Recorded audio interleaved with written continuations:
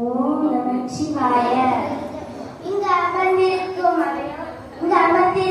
எல்லாருக்கும் என் முதற்கண் வணக்கத்தினை தெரிவித்துக் கொள்கிறேன். வீர சாவர்கர் விடுதலை போராட்ட வீரர் என்பது உங்களில் யாருக்கெல்லாம் தெரியும்? உங்களுக்கு உங்களுக்கு உங்களுக்கு யாருக்கும் தெரிவதில்லை. இதுவே மறைக்கப்பட்ட உண்மை. ஏன், எனக்கும் கூட தெரியாமல் தான் இருந்தது. இங்கு கொடுத்த தலைப்பின் மூலமே நானும் தெரிந்து கொள்ள முடிந்தது. வீர சாவர்கர் விடுதலை போராட்ட வீரர் மட்டுமல்லாது நம் இந்து மதத்தின் மீது தீராத பற்று கொண்டவராக இருந்ததால் தானோ என்னவோ அவரின் வீரமும் தியாகமும் நம் இந்தியாவில் மறைக்கப்பட்ட ஒன்றாகவும் மதிக்கப்படாத ஒன்றாகவும் மாறிவிட்டது.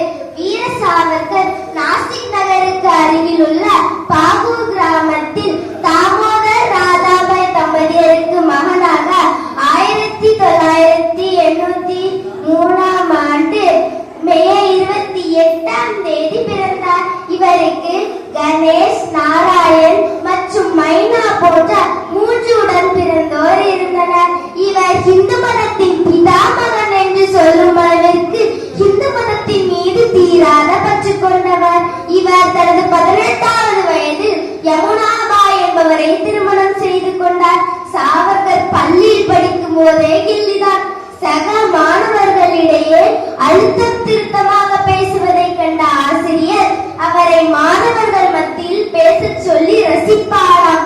விதை ஒன்று போட்டால் சிறை ஒன்று முளைக்குமா என்ன என்றார் அவரது ஆசிரியர். பள்ளியில் கலக்கிய சாவர்கர் தனது பட்ட படிப்பை புனேவில் உள்ள பெர்குசன் கல்லூரியில் படித்தார். பால கங்காதர திலகர், விபின் சந்திரபால், லாலா லஜபதி ராய் ஆகியோரது அரசியல் நடவடிக்கைகளால் சாவர்கர் ஈர்க்கப்பட்டார் மற்றும் சுதேச இயக்கத்தை ஆதரித்தார். இவர் புரட்சிகர வழிமுறைகளில் வெளியிட்ட முழுமையான இந்திய விடுதலை குறித்த புத்தகங்களை எழுதி வெளியிட்டார்.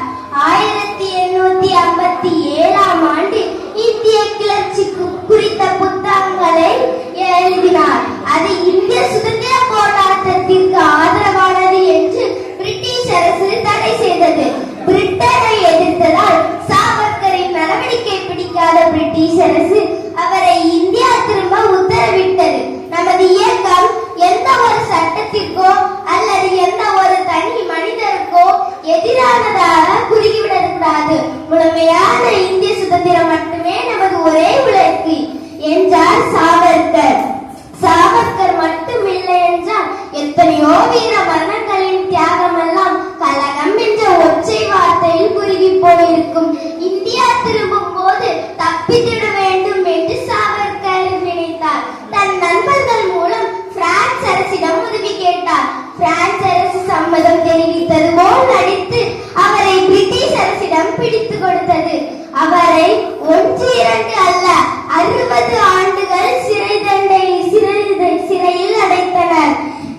அவர் 10 வருடங்கள் கழித்து நான் இனி எதிலும் ஈடுபட மாட்டேன் என்று கையெழுத்து போட்ட பின்னால் அவரை விடுதலை செய்தனர். 1948 ஜனவரி 30 தனது ஆசிரமத்தில் வைத்து காந்தி சுட்டுக் கொல்லப்பட்டார். காந்தி கொல்லப்பட்ட சதியில் சாவர்கருக்கும் பங்கு உண்டு என்று அவரை கைது செய்தனர். வழக்கின் முடிவில் சாவர்கருக்கும் அந்த கொலை சம்பவத்திற்கும் எந்த ஒரு சம்பந்தமும் இல்லை என்று விடுதலை செய்தனர். 1966